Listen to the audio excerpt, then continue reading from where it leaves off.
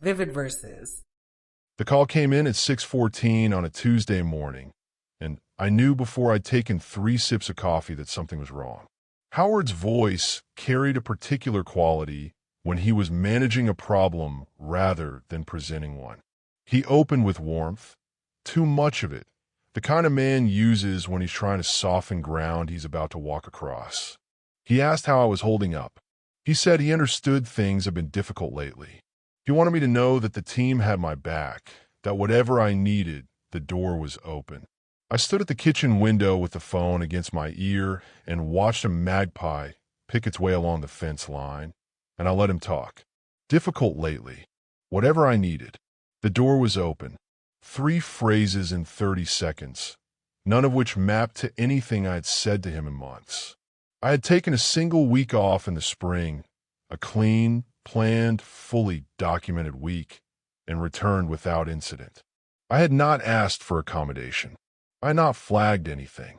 I had not given Howard, or anyone else at the firm, a reason to speak to me in the careful, faintly compassionate register he was using right now, which meant someone else had given him that reason.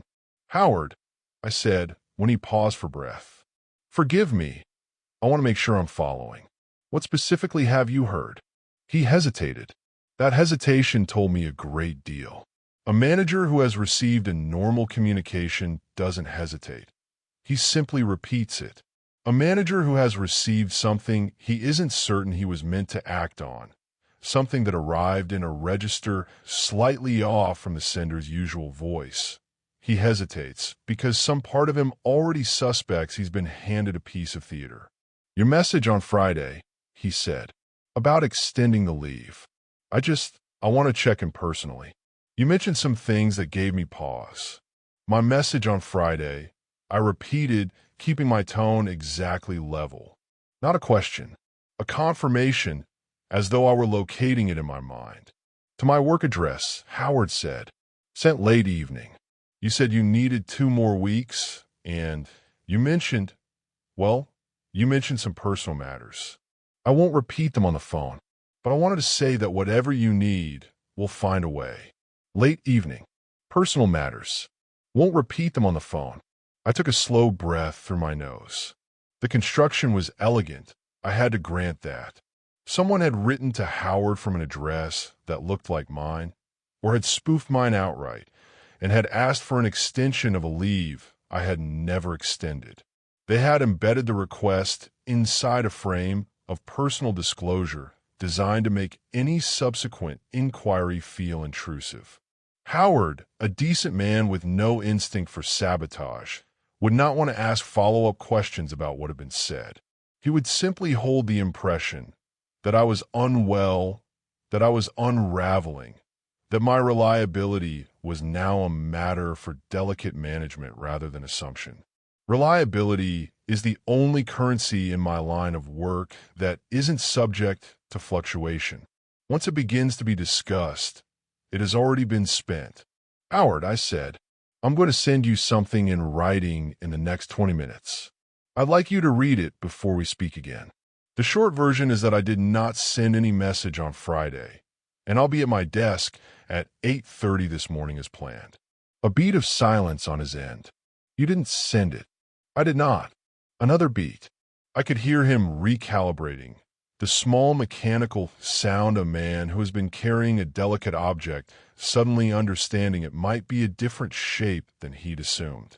"All right," he said. "All right, yes. Send it through. I'll wait.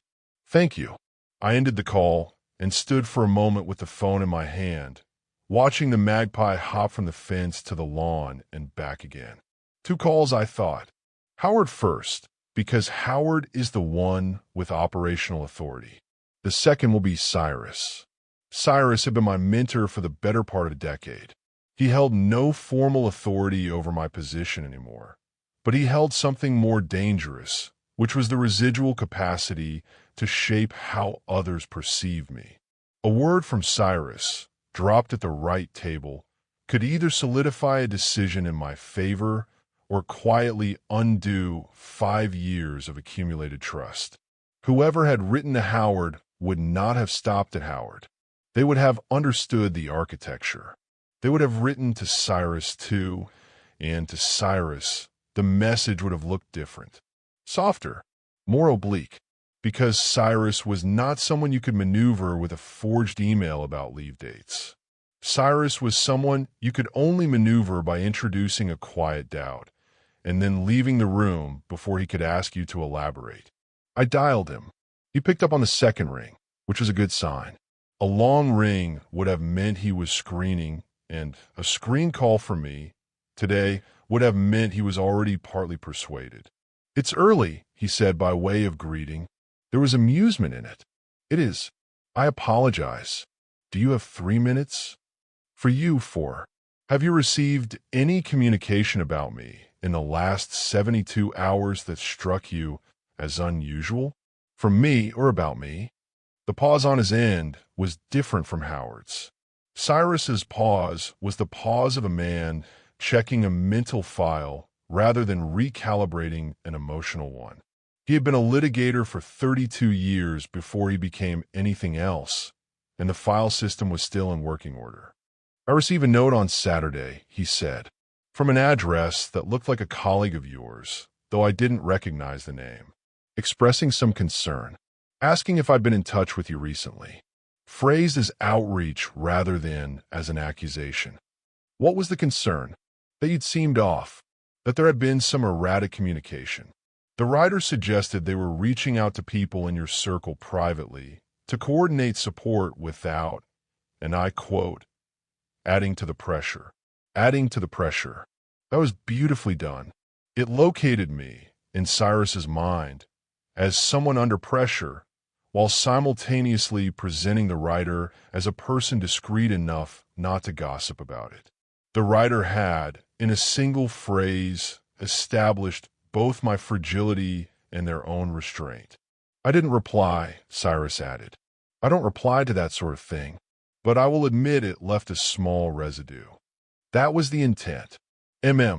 Cyrus, I'm going to send you a written account in the next half hour. I'd appreciate it if you'd read it. The short version is that someone has written in my name or adjacent to it to at least 2 people in my professional life over the past several days. The writing was not for me.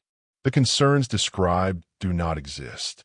I'll be at my desk this morning, and I expect to be at my desk every morning for the foreseeable future. Understood. Thank you for telling me about the note. Of course." A pause. "Whoever sent it, do you know? I have a working theory. Are you taking it seriously?" "I'm taking it precisely as seriously as it deserves, which is to say, enough to address it cleanly and not a degree more." Cyrus made a small sound that I had heard him make before, in deposition rooms and across his kitchen table. A single dry breath that was the closest he ever came to a laugh of approval. "Send the note," he said. "I'll read it before 9. I ended the call and set the phone on the counter. 2 calls down, 2 notes to write. I went into the study and opened my laptop. The notes had to do specific work. They had to document without sounding like they were documenting. They had to be calm without performing calmness. They had to provide both men with enough factual texture that the contrast between the chaos described in the original messages and the steadiness of my own communication did the persuasive work on its own. I was not going to defend myself in either note. Defense, in this situation, was the trap. Defense implied that there was something to defend against, which was precisely the frame the messages had been designed to install. I wrote to Howard first. "Howard, following up on our call. For your records, I did not send any communication to you on Friday or at any point last week regarding an extension of leave. My leave concluded as scheduled. I'll be at the office at 8:30 this morning and will hold to my normal schedule for the remainder of the week and beyond. If it would be helpful, I can forward you the headers of any messages you receive that purported to be from me, so that our IT team could determine whether the address was forged or simply mimicked. I trust your judgment on whether that's necessary." I read it back twice. The signature was clean. The offer to involve IT was important. Not because I needed IT involved, but because the offer itself signaled that I had nothing to hide and was treating the matter as a logistical problem rather than a personal one. The phrase "I trust your judgment" returned authority to Howard, which was where authority belonged and where Howard would prefer it to remain. I sent it. The note to Cyrus required a different shape. Cyrus did not need reassurance about logistics. He needed reassurance about character, and the only way to reassure Cyrus about character was to refuse to discuss it. Cyrus, thank you again for the call. 3 points, briefly. First, I did not write to you, and I did not ask anyone else to write to you on my behalf. Second, the description of me you were given does not match my current circumstances, and I'd ask you to weigh future communications about me against your own direct observation rather than against any third party's framing. Third, I'm well. The work continues. I'll see you at dinner next month as planned. Hey, that one I read 4 times before sending. The third point was the load-bearing wall. I'm well. The work continues. 6 words, no elaboration, and a confirmation that an ordinary social engagement was still on the calendar. To anyone trying to plant the idea that I was unraveling, the casual reference to a planned dinner was a small, devastating fact. I sent it. Then I closed the laptop, finished my coffee, took a shower, dressed with the same care I dressed with on any morning, and walked out the door at 7:45. By the time I reached my desk at 8:26, I had decided 3 things. The first was that I would not raise the matter with anyone at the office. Not with my colleagues. Not with the friend 2 floors up who would have made it a project. Not with the receptionist who knew me well enough to read me by my walk.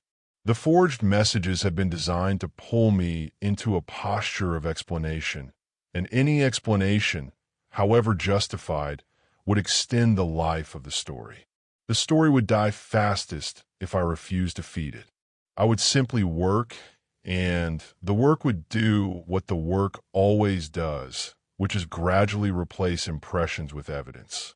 The second was that I would not, today, let myself think about who had sent the messages. I had a working theory, as I had told Cyrus, and the theory was solid enough that I trusted it to remain stable while I attended to other matters. There was no urgency to confirming it. The confirmation, if it came, would arrive on its own schedule. What mattered today was that the professional ground beneath me remained level. I would handle the personal ground in its own time. The third was that I would not, under any circumstances, allow my face to register what I had spent the last 2 hours processing. I would be exactly the person I had been the previous Friday. The contrast between the man described in the forged messages and the man visible in the office would be the entire argument, and the argument worked only if the man visible in the office was unmistakably ordinary. I worked. Howard came past my desk at 9:40. He didn't stop. He glanced in, registered that I was at my keyboard with a coffee at my elbow and a pen between my teeth in the precise way he had seen 100 times before, and continued down the corridor. 20 minutes later, he passed back the other way and offered a small, neutral nod. The nod was the receipt. The matter was closed at his end. At 10:15, I had a message from Cyrus that read, in its entirety, acknowledged. Carry on. I carried on.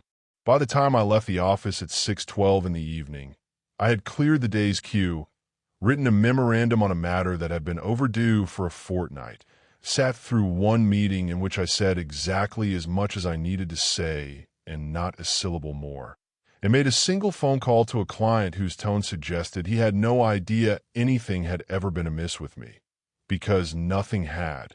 I drove home through rain that began somewhere around the long bend of the dual carriageway and continued in a soft, uncomplicated way the rest of the route.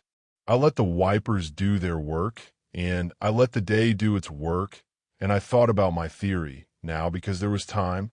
The theory was not complicated. There was exactly one person in my life who knew which 2 men to write to. Howard's name and email she had seen on documents I had brought home and left on the kitchen island. Cyrus she had met 3 times, once over a long dinner at his house at which he had been extraordinarily kind to her, and twice in passing at events. She had remarked, on the drive home from that long dinner, that Cyrus clearly thought the world of me, and her tone had carried a small thread of resentment that I had registered and chosen not to investigate at the time. Choosing not to investigate things had, I was now realizing, been a recurring small choice over the course of the relationship, a kind of slow, accumulating debt that had been quietly waiting for someone to call it in. She had been working through a difficult month. Several difficult months, if I was being honest with myself, though I had been disinclined toward honesty on this particular subject for reasons I now had leisure to examine. There had been a steady drift in her behavior, a sharpening, a coolness in places where there had previously been warmth, a tendency to bring up small grievances at unhelpful moments and to relitigate them in an order designed to suggest a pattern. There had been the discovery, 2 weekends ago, of a notebook she had not intended me to find, in which she had been keeping what could only be called an inventory: dates, quoted phrases, perceived slights. The notebook itself had not surprised me, exactly. The quality of the curation had surprised me. I had not confronted her about the notebook. I had simply noted it, returned it precisely as I'd found it, and continued the week without altering my behavior in any visible way. This had not been avoidance. It had been observation.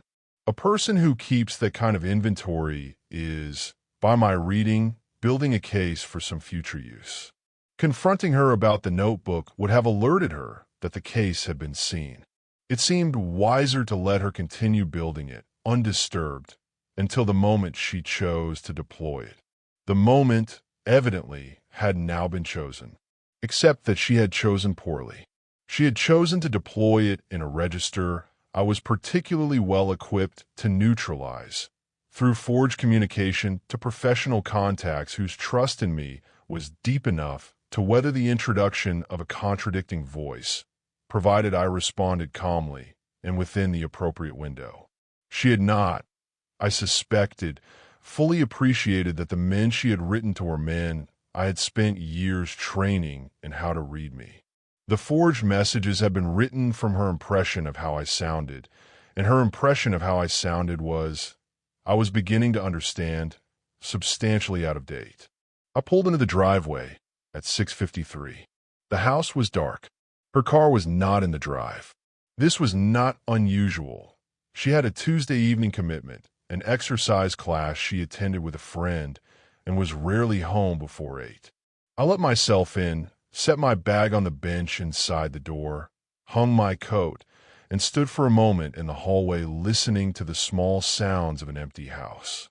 I went into the kitchen and made tea. I drank the tea standing at the island, and I thought. The decision was, in fact, already made. It had been made, I realized, somewhere on the drive home, perhaps at the long bend where the rain had started, perhaps slightly before. It had assembled itself without my having to consciously assemble it, which was how I knew it was the correct decision. The decisions I had to argue myself into were almost always the wrong ones. The decisions that arrived fully formed, like furniture delivered to the right address, were almost always right. I was not going to confront her. Confrontation would have offered her a stage. Confrontation would have given her the conversation she had been preparing for, the one she had been curating in the notebook, the one in which she got to say all the things she had been saving up, and I got to react, and she got to point at my reactions as evidence of whatever it was she needed me to be evidence of. Confrontation was the format in which she was strongest, because confrontation rewarded the person who had done the most preparation, and she had been preparing for months. I was going to remove the stage. I rinsed the teacup, dried it, and put it back in the cupboard. I went into the study and opened my laptop again. The first call I made was to a moving company I had used years before when I had relocated for a position that no longer existed. They were professional, they were quick, and they did not require explanation. I told them I needed a household relocation to begin and end at the same address tomorrow at noon, a sort that handled one party's belongings only, packed neatly, brought no further than the front step, and left there for collection. The man on the phone said this was an unusual request, but not an unprecedented one. He quoted me a price. I accepted the price. I gave him the address. I gave him a window. I was off the phone in 7 minutes. The second call was to a locksmith. Same rough script. He could be at the house by 12:45 tomorrow and would have new locks installed within 90 minutes. I told him to come. The third call was to my solicitor, a woman I had retained on a small matter 4 years before and had kept on retainer since, in part because I like her and in part because I had learned over the course of my professional life that retaining a solicitor before you needed one was substantially less expensive than finding one in a hurry. I outlined the situation in 3 sentences. She asked 4 questions. I answered them. She told me what to document, what to photograph, what to put in writing and to whom, and what to leave alone. She told me to make a list of what was hers and what was mine and what had been acquired jointly, and to be conservative in the middle category, to err where there was any doubt on the side of treating something as hers. I told her I had already begun the list mentally on the drive home. She said that did not surprise her. I got off the phone with her at 7:31. Then I made dinner. I made dinner because I was hungry, and because the house was empty, and because the small, ordinary acts of a Tuesday evening were the soil in which the rest of the plan would grow. I made a piece of fish and some rice and a green vegetable I had been meaning to use before it turned, and I ate at the kitchen island with a book open beside the plate, and I thought about nothing in particular while I ate. While I was done, I washed the plate and the pan and put them away, and I went upstairs. I packed her things myself that night before the movers arrived. I did this not because the movers couldn't be trusted to do it. They could, but because I wanted to know exactly what was in each box, and I wanted the act of doing it to be mine. I started in the bedroom. I emptied her side of the wardrobe into wardrobe boxes and folded the items that needed folding. I emptied the drawers. I went into the bathroom and gathered her toiletries, including the half-used bottles that some men, I imagined, would have left behind out of spite. I packed the half-used bottles. I packed the expensive ones and the cheap ones and the ones I had bought for her birthday 2 years ago and the one she had bought for herself last week. I went into the study and went through the bookshelves, removing the books that were hers and leaving the books that were mine, and pausing only on the small handful that were either ours collectively or, in 2 cases, one she had given me as gifts. The gifts I packed with hers. They had been hers to give, and they would, I felt, be hers to take. I went into the kitchen and removed the item she had brought with her at the start of the relationship. A particular set of glasses, a pasta machine that had never once been used, a set of mugs from a holiday she had taken before we met. I packed them carefully. I included the pasta machine even though it had been a joint purchase. The pasta machine had been her idea. She had been the one excited about it, and it would not, after tomorrow, give me any pleasure to look at. By 11:30, I had finished. The boxes sat in 2 neat columns in the front hall, labeled with a black marker in a hand that was not particularly mine and not particularly anyone's, a deliberate, characterless print I had used for moving boxes since I was 22. I went to bed at 11:47. I slept, perhaps surprisingly well. I was up at 5:40. I dressed, made coffee, ate a piece of toast, and sat at the kitchen island with my list and my phone. She had risen at 6:15 the previous morning, as she usually did on Wednesdays, and had left the house at 7:40 for the long appointment she had on Wednesdays, a thing she never explained in detail and which I had, again, never investigated. The appointment ran until early afternoon. After the appointment, she usually went to a cafe, then to the gym, and arrived home anywhere between 5:30 and 7. She kept to that pattern. She came down at 6:20, made herself a smoothie, exchanged perhaps 4 sentences with me. None of them, I noted, about anything that could be called ours, and left at 7:41. I watched her car go. I watched it because I wanted to be sure she had gone. I watched it because there was a small chance, perhaps 1 in 50, that she had begun to suspect something was wrong and would double back on some pretext to take a second look at me. She did not. The car turned at the end of the street and was gone, and the morning settled into the particular silence that follows the departure of a person you are about to stop living with. I called the moving company at 8:15 and confirmed. I called the locksmith at 8:20 and confirmed. I went to the office. I worked a normal morning. I did not tell anyone what was happening at home. I did not allow myself to so much as glance at the clock between 11:30 and 12:30, because watching the clock would have meant carrying the matter into the work, and the work was the place where the matter was not allowed to exist. At 12:46, the moving company sent a confirmation message that they had completed the placement of items at the front step and were departing. At 1:28, the locksmith sent a confirmation that all locks on all exterior doors had been replaced and that the new keys would be delivered to the office by courier within the hour. The keys arrived at 1:55. I signed for them, dropped them into the inner pocket of my bag, and returned to my desk. I left the office at 5:52. I drove home at the same pace I drove home every evening. I did not rehearse anything in the car. There was nothing to rehearse. The plan executed itself. It did not require my participation beyond presence. I pulled onto our street at 6:26. Her car was already there, parked at an angle that suggested she had stopped abruptly. There were 2 people on the pavement near our house, neighbors, perhaps, or passers-by, who were politely failing to look at the front step, which is the universal posture of people who have walked past something they cannot quite parse. I parked across the street. I did not get out of the car immediately. I sat for a moment, taking in the picture. She was on the front step.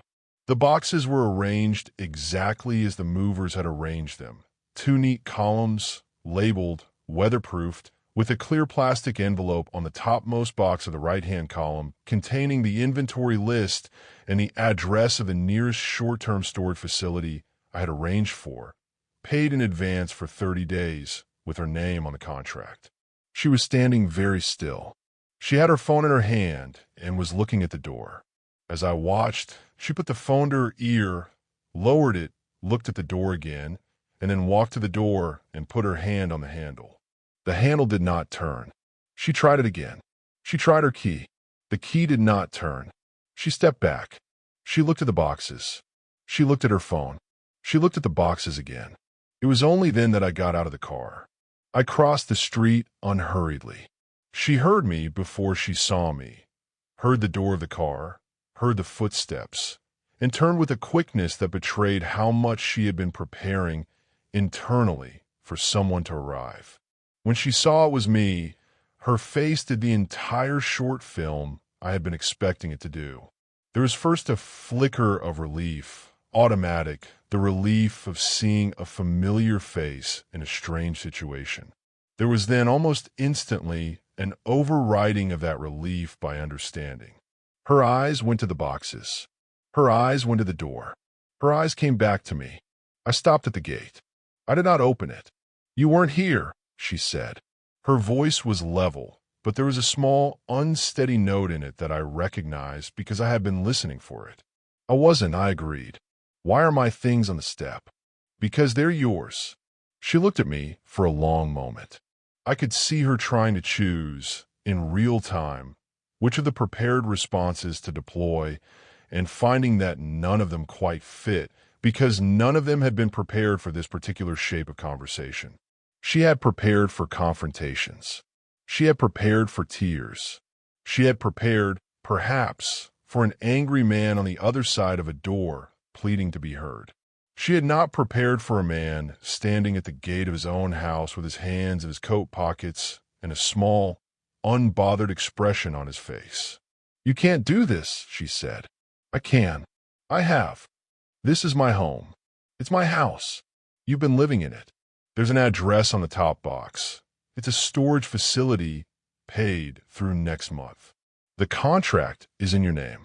The movers will return tomorrow morning at any time you specify and transport the boxes to the facility at no charge to you. I put a card with the moving coordinator's number in the envelope as well. She stared at me. When did you? She began and stopped. Last night. Last night. Yes. After I got home. Yes. She did not ask the next question, which I had been prepared to answer and which she had now. I could see, decided not to ask because asking it would have required her to acknowledge what she had done, and she was not yet ready to do that. Possibly she would never be ready. That was, I had decided, not my concern. I want to come inside, she said. I want to talk about this. No, I have a right to. You don't. Not to the inside of this house. I'd ask you to stay on that side of the gate. She took a half step toward me anyway, and then stopped because something in my posture had told her, even at that distance, that the half step was not going to accomplish anything she wanted it to accomplish. You think you know what's happening here, she said. Her voice had changed. It had taken on the particular pitch I had heard in it during certain other conversations over the past several months, the pitch that preceded the deployment of carefully curated material from the notebook. You think you have it all figured out. You don't. I did not respond. I was going to talk to you, she said. Tonight. There were things I needed to say to you. I imagine there were. Don't be like this. I'm not being like anything. She switched tactics. The pitch changed again, softened, became the voice she used for apology, even when she was not apologizing. Whatever you've heard, she said, from whoever, it's not what you think. I can explain. This was the closest she came, that evening, to admitting anything. You don't need to explain, I said. I do. You don't understand. I understand enough. Enough for what? Enough for this. I gestured briefly at the boxes, not to draw attention to them, but to acknowledge their existence as the answer to her question. She looked at the boxes for a long time. Howard, she said finally, and Cyrus. She hadn't meant to say it. I could see, the moment it left her mouth, that she had not meant to say it. Her eyes went very still in a way eyes go still when a person realizes they have just confirmed something they had spent days planning to keep deniable. I let the silence sit. I did not, at that moment, feel triumph. I want to be clear about that. I felt, instead, a kind of quiet, almost clinical confirmation, the satisfaction of a hypothesis tested and not falsified. I had been 95% certain when I packed her things the night before. I was now 100% certain. The remaining 5% had been the only thing standing between the action I had already taken and the action I was prepared to live with, and her single unguarded sentence had closed the gap. I think you should call the moving coordinator, I said. His name is in the envelope. He can arrange a pickup tomorrow morning, or he can arrange one tonight if you prefer not to leave the boxes on the step. Either is fine. If you need a place to stay tonight, I'd suggest a hotel. My solicitor will be in touch with yours, when you have one, about anything else. Your solicitor? Yes. You called your solicitor. Last night. She made a small sound. It was not a word. It was the sound of a person who had been operating, until very recently, under the assumption that she held the upper hand, and who had just been confronted with the comprehensive evidence that the upper hand had never, at any point, actually been hers. You don't even seem angry, she said. I considered this. No, I said. I'm not. That's almost worse. I imagine it is. She stood for a long moment with her hand resting on the topmost box. I could see her thinking, recalculating, attempting to identify any remaining lever she might pull. She glanced at the windows of the house, perhaps to see whether I might be pretending and would shortly relent. She glanced at me. She glanced at the street, where one of the polite passers-by had, I noticed, finally moved on. "I'll need to use the bathroom," she said. "There's a cafe 3 streets over. They're open until 10. You're not going to let me in to use the bathroom?" "No." She made the sound again. I waited. I did not move from the gate. I did not soften my expression. I did not, in any small way, indicate that the position I had taken was negotiable. After a long moment, she took her phone from her pocket. "I want you to know," she said, "that you're going to regret this. I appreciate you telling me. I'm serious." "I know." She made the call.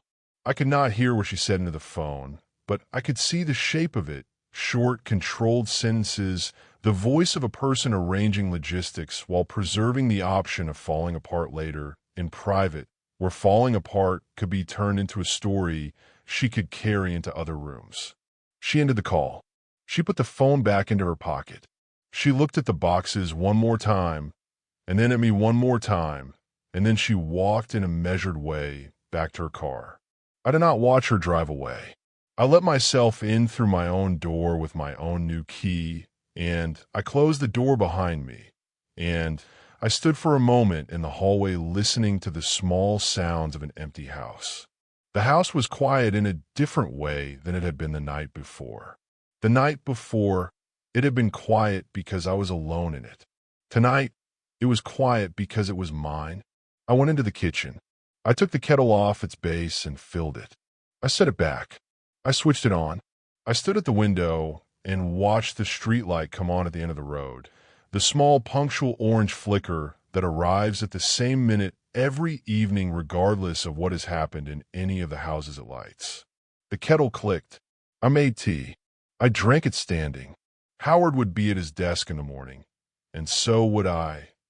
Cyrus would receive, sometime in the next week, an unprompted note from me, short, not referencing any of this, about a book he had recommended which I had now finished. The book had been excellent. I would tell him so. I would not mention the morning's earlier matters, and he would not raise them, and the matter would settle into the past where it belonged. The boxes would be gone from the step by mid-morning tomorrow.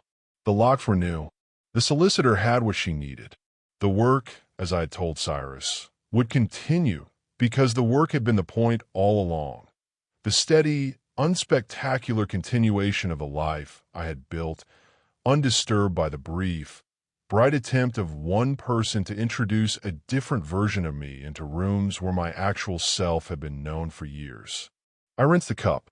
I dried it. I put away. Then I went upstairs and I went to bed and I slept, and the morning came on its own schedule as mornings do. Thanks for listening.